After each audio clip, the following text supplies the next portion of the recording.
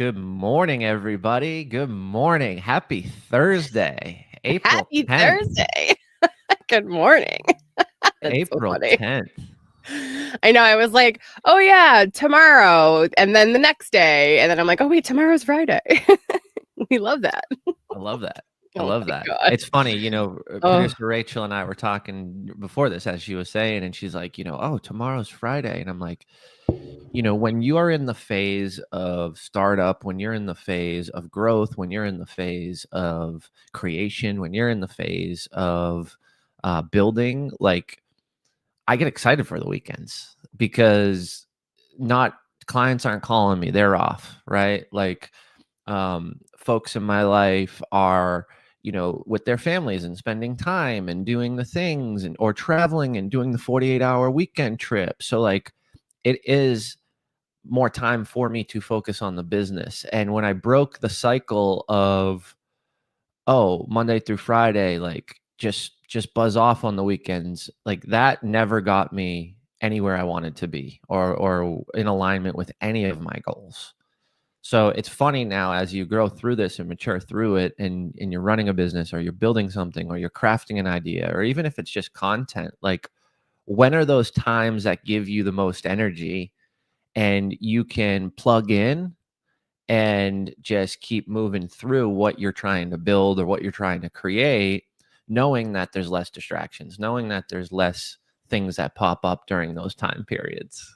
well, also, do you remember what Brian Covey said about, when you're taking your kids to like their sports things and like whatever it is on the weekends, whatever it is they're doing where you don't need to be like present, you're just kind of watching, do something else at the same time. So whether it's like going for a walk or working out or checking emails, right? Like use the time. You have little babies, so they're not really like in sports yet, but you'll get there, Jim, and it's so fun being the Uber driver. It's great. I love it so much. But that takes time. And so when you're a business owner, you have to maximize the time that you do have and see where those little stretches are. And so for me, because I've got older kids that are like active and doing things, weekends are like, oh God, here we go. Right. Because it's like I have to fit everything in somehow and be present as a parent, which I've been horrible at, which is such a drain because I feel guilty, right? I have such parent guilt. We were leading up to a huge launch. Things had to get done. Time is what it is. I can't extend it. I'm not magic. I tried. And then you also know when you save something for later, but you're exhausted. And then that later comes and you're like, I should have just done this earlier. Like do the things where you can. Don't save it for your tomorrow self. That's what I keep learning. My tomorrow self is going to be so pissed at me because I keep saving all these things for her to do. Today sometimes is the best time to do it. What a mic drop moment. Do it now. Do it today. Don't save it for tomorrow. I think you're 100% correct in that statement, Rachel. And for me specifically in my life, every time all right, so let me back up. When you're doing a lot of things, when you have a lot of balls in the air, when you're showing up, when you're, maximizing your effort, when you are doing new scary things, when you're doing a lot of things, when you're learning, things take longer. So in that moment when you are pushing through and you're doing all those things, it is I think for me, a situation where I've got to recognize the energy that takes, and then I've got to build in some of those moments to recharge, some of those moments to spend with the kiddos. Similar to you, right? Like I could feel it yesterday. Ellie, my 2.5-year-old daughter, she wanted daddy all day long because we were live all day Tuesday, and I didn't see much of her, right? And I saw her in the morning, I gave her a kiss in the afternoon, and that was really it. So I could feel that too. And what Brian Covey said about, work-life balance and talking about that level of integration hit home for me, because there's so many things. Like if you're at the ball game with your kiddo and you're watching, do you have to watch every single play knowing that your kid may just be standing in the outfield picking the daisies and like just doing his thing or her thing? Like I'm not saying not to support the family. I'm not saying not to show up, but to his point, he was present. And instead of watching, the game in its entirety and paying so much attention or conversing and chatting with the parents and doing the whole social thing, what hit me when he was saying that was, that's just entertainment. So are you going to choose entertainment, or are you going to be strategic and do the things that grow your health, grow your wealth, grow your mind, feed your soul? And that level of integration he was talking about was just it hit me so hard, because I'm like, there's so many things in life that we can make a decision on. And those things are either going to give me energy or drain my energy. And if I am with my child before an event, I'm still there during, and I'm there after, but I can also accomplish something that feeds me in that same time, then what I'm doing is I'm doubling my schedule of time during the day, right? And it may be that 30-minute practice or that hour practice, and you may only be able to, do something for work or mindset or learning or skill building for maybe 20 minutes, but that's 20 minutes added on to your day. And I think I talked about it last week, like, successful people, they have the same amount of time on the clock every single day as people who aren't successful. And I'm not talking about money, I'm not talking about business, whatever your definition of success is. But you have to realize that there is opportunity and things that need to be learned to maximize that time, and to live a day and a half when most are living a half a day, right? We still have 24 hours. Producer Rachel has the same 24 hours. You listening, the Impact Effect members have the same 24 hours.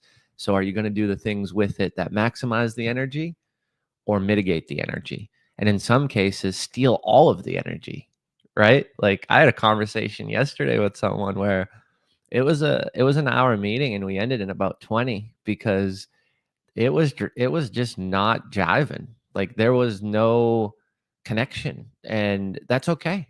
That's okay. But I know that, do I entertain that person for another 40 minutes, or do I end the call and give them back the time and myself the time? Because yes, I would love to meet with people. I love to chat with people, but if there is an alignment, then that drains my energy. So I need to remove myself from that situation when I identify if there's alignment or not. And out of respect for that person, I don't want to keep kicking that can down the road and not be present in the conversation, because it's really hard when I'm not aligned with someone, to just be present, because the indicators are telling me, ooh, no, no, no, no, no. The energy is pushing me literally back.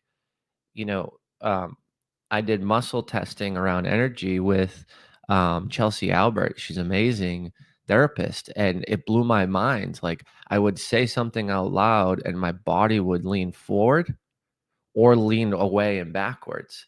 And I was like, wow, the body and mind that's wild to me. I don't know, maybe it's not wild to others, but No, it's fascinating. And we need to do a session with her for everybody, because like muscle testing is amazing when you really can listen to your body. And I know people that aren't like in that aligned space right now are probably hearing this like, what are they even talking about? It is amazing when you can listen to what your body's telling you. There's these little cues that go along the way in your day. Your body will literally tell you exactly how you're feeling. You just have to listen. Most of us don't listen. That's the same thing with like the time audits, right? Like, when you're spinning your wheels, when like you're burning the candle at both ends, when you're not using your time correctly, but you're not making the shift. You have to bridge the gap between like, I know what I'm doing is not working, and coming up with a solution. Right? There has to be a moment, because I can't imagine you were this perfect all the time, right? You didn't just do a time audit and like everything was fine afterwards, right? Can you explain to people that be in a situation where you become cognizant of it? Once you're aware of it, though, you have to be ready to make that change. And it's not easy to do right away. What Jim is explaining on how he started to make these changes, it wasn't like in one day he snapped his fingers and all of a sudden he's using his time wisely. Can you explain to people how they can, number one, recognize that they are having an issue with time? And then number two, how did you sort of bridge the gap and decide, okay, this isn't working for me and I have to do something about it, instead of just staying in, this isn't working for me, but I'm just going to keep doing the same bad thing? And you know what I'm talking about. I know what you're talking about. And first and foremost, just to set the record straight with everybody, like, I am not perfect and I find flaws in my time and my schedule every single week, right? Because I'm a human and sometimes I lead with heart, sometimes I lead with logic. And when I blend the two together, it allows me to be discerning. And sometimes I don't blend the two together, right? Sometimes I'm like, oh, this makes sense logically. Like, yeah, let me help you. And then it's like 2 hour conversation later. And now I have to, stay up 2 hours later tonight because I have responsible things that I need to do. I'm a man of my word. I said I'm going to do it. It's going to get done. So there isn't one of those like, oh, no big deal, just push it off to tomorrow, because it's got to get done. And when I allow someone to come into my life and I use logic to say, oh, that makes sense, let me help you, and then my heart comes in, it's like, oh, I want to help you overflow. Well, then I got to bounce back. I got to bounce back to that logic to say, your brain's saying yes, your heart's saying yes, but think about the big picture. And that's the piece of logic that I was missing for a long time, because it's like, let's just do the thing. Let's just help the people. It'll always come back to me. I believe 99% of humans are good. But when you start to think about the opportunity for it, or the percentage, that 1% of it not coming back, or that 1% of it being something that isn't in alignment, or that 1% of it being with someone that, or your guts may be saying like, oh, they've done this before, I shouldn't really do this. Those situations had to happen a million times for Jim Morris to figure this thing out, because at the end of the day, I was getting frustrated. And my lesson to everybody today is, listen to those frustrations. Like, when you're out of alignment, when you are, and for me, I can feel my blood pressure rising. I think I mentioned this before, but like, I can literally feel it coming up in my body. And that's my physical identifier. Or when my ADHD is so bad that it's like, I'm aware how bad it is, I'm usually out of alignment. So, when everybody says, oh, alignment, woo woo, or this or that, and, like, it's not woo woo, because you define it. So if you're saying it's woo woo, then you're saying yourself is woo woo. Like I'm woo woo because I create it. I create what that level of discernment is, and I create how I manage my time. So at the end of the day, I think ultimately, listen to that emotion when it comes up, figure out what the identifier is of it. For me, it's that blood pressure rising. And then what are you going to do about it? Well, how are you going to reflect upon it? You can ignore it because it's easier to ignore it. It will go away, right? Or you'll change your mindset, but it always doesn't go away. And it always doesn't change on the time you want it to change. No, I land in the hospital generally. Yeah. And that's not even a joke. I get either severely ill or so sick I have to go to the emergency room. My body physically will create symptoms because I'm not listening to it. And people have to understand, it'll start with a tap, right? Like God, the universe, whatever it is, your inner voice, whatever you call it, you'll feel a little tap of like, you might want to look at that a little bit, like something's wrong here. And then it'll be like a little push. And then if you ignore it, you're straight up in the hospital or you're sick and you have to cancel everything, right? Your whole schedule's effed. So what Jim is basically saying is like, listen to those little indicators that your body is telling you. And I understand the feeling of, I'm so busy, I can't even. But then imagine what it's like to then you get sick and all that busyness you have to cancel anyway, right? So do you want that end result, or do you want to have to just take time to deal with it as it's happening and coming to you, right? And it's hard because like you work a lot, I work a lot. We say yes to everything. And that's an issue that like I had to start to learn to say no, right? Which is hard because I want to help you, but I also have to keep my health into consideration. I can't say yes to everything. And that was the hardest thing to come to that conclusion. So I understand that feeling like that as we're talking about it, your body might even be tensing up and it's like, well, what are they talking about? I don't have the time to even think about the time. You don't have the option not to, because it will catch up with you. And talking about time, tune into our creator or consumer live that we do, because we talk about this stuff. We talk about the digitized world we live in and the issues that arise that we're all falling into from a societal norm, right? Like, instead of consuming, having that entertainment brain where it's just entertainment, how do we flip it? How do we leverage the time? Do you set a timer on your phone to go, hey, let's do 10 minutes of doom scrolling, a week, or 5 minutes a day, whatever your schedule allows. But like, if you're doing 30 minutes, 40, and you reduce it down to 10, well, now you have 20 minutes to create. And that's that integration that we're talking about, is like, you can find the time if you reflect on your time first. And that is the difference. You're never going to be able to figure out, okay, yeah, I can do that, or I need more time. Like, every single scenario where I look at my calendar and I'm like, oh gosh, I don't have time. Boom. Yes, you do. Change the mind.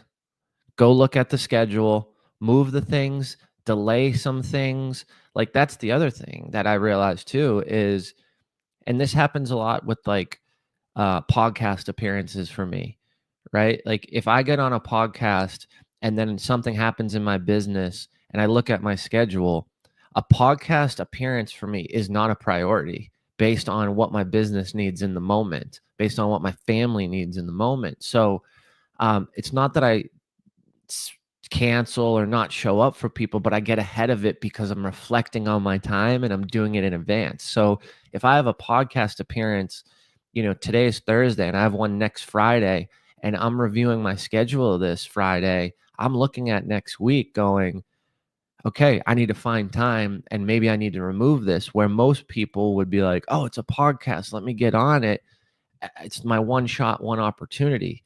Like, that's not the case if that person wants you on the podcast and they're flexible around the fact that you push that schedule based on what you needed to do and what was a priority. That's you owning your time and owning your schedule. And I think at the end of the day, you just have to do it the right way and you have to be honest about it. Like, that's not an email or a text. That's a phone call to say, hey, producer Rachel, I love the producer Rachel show. It's freaking awesome. Like, you crush it. I'm actually super elated and excited to get on it next week, but I just wanted to call you and let you know some things happened in my business. This is what's going on, which caused me to push the schedule. And unfortunately, I can't make it. Can we reschedule? And I understand the level of inconvenience on this. So if the answer is no, I do understand. And I've never had anybody say, you're a jerk, Jim, or no, or I had one person say, we don't reschedule. And I said, great. I'm not going to argue that. I'm not going to fight that. I'm not going to give you an opinion around it. I get it. Like, and then I said, would you want me to help you find someone? Like, I can call 10 people in the next 10 minutes and fill it. So you have to do those things the right way. You can't just be this gun ho, my time matters and your time doesn't. Because I also learned that the hard way. If I expect something and want to receive it, I have to give it first. So if I do it right and I have to protect my time and I have to move things, then I expect to do it right when I'm on the other end of it.